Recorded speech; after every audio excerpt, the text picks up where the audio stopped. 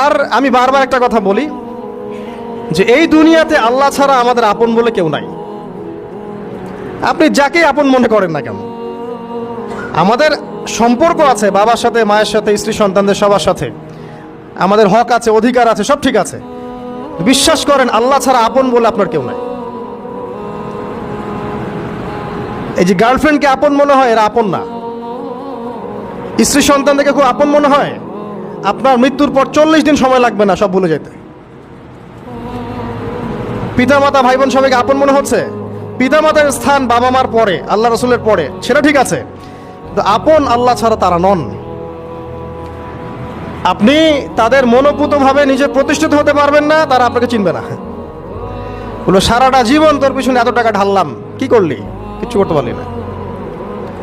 আবার এখন যারা পিতামাতা হয়েছেন, সন্তানদেরকে আপন মনে হচ্ছে?